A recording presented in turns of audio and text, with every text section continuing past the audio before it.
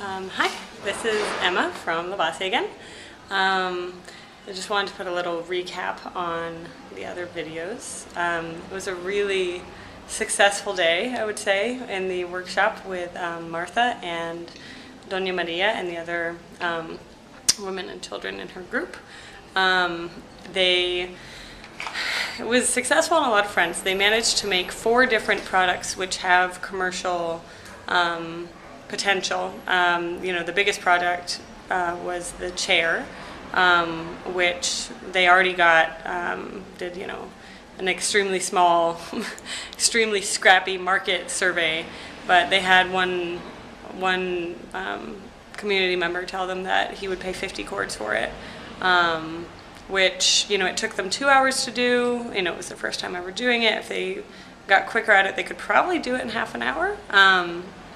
So 50 cords in half an hour, 100 cords an hour is like a really good salary. It's more than I make, so so that would be awesome. Then it was very cool to see the kids participating, especially. They got really, really creative. And for example, this is what they were calling a chin chin. It's basically a, kind of down and dirty baby rattle. And as you could see in the video, it's a pretty poor community.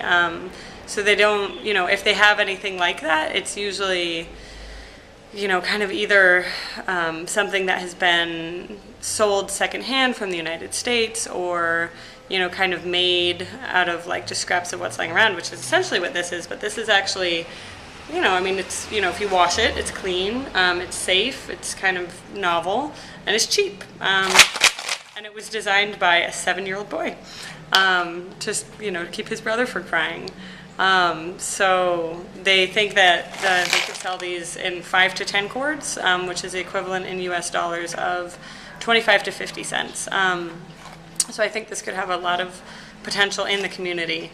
And then the girls came up with 2 different products. The kids were really creative in the workshop, which was very cool to see.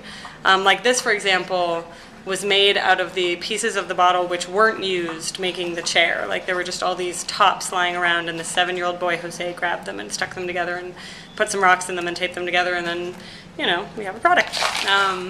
And so, yeah, then the other 2 products were flowers / little, trees, little Christmas trees. I got them excited about the idea of making a Christmas tree for Labase.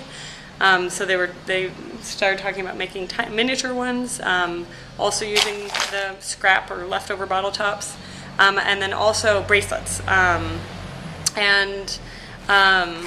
was a really, really productive session, and we told them throughout the session that, basically that Martha would be willing to keep doing the workshops for free if they would, cover the cost of transport. And for this session, Labase covered the cost of transport, which cost us maybe, $2 to $5 in total, depending on, gas, for that whole event. But we told the co-op, if you get together, 50 cordobas, which is about $2, selling your chinchines, or maybe selling the chair that you made, or the flowers or the bracelets, then we can come back next week and do another workshop where we'll teach you to make something else, which they were really, really excited about. So I think they might do it. I think there's a really good chance they'll do it. And, it's a different style than a lot of the organizations I see do workshops where they'll, they'll pay for everything, and they'll pay for the food, and they'll pay for, kind of a really fancy consultant to come in, and it can be a little bit paternalistic at sometimes, and it can also be a little bit divorced from the people who are getting the workshops, real needs. It can be a little bit theoretical, and then a lot of the times they can teach them to do something, but there's not much of a focus on turning it into a viable business. And right from the beginning, even though this is clearly a really small, totally startup group of, pretty poor people, most of them children, one of the things I really liked, and one of the focuses we have in the Labase is, turning it into a business idea as quickly as possible. And so right from the get-go, I started, as it was clearly successful that they were making the chair, I said to them, okay, as a goal, you know, if you guys manage to make a nice Christmas tree, there was this whole Christmas tree competition last year made out of plastic bottles. If you guys manage to make a nice Christmas tree that like I, you know, think is a decent enough quality, you know, I will buy it for pretty much whatever price you set, or, you know, I will buy it for a fair price for Labasse's office for Christmas. That could be the Labasse Christmas tree.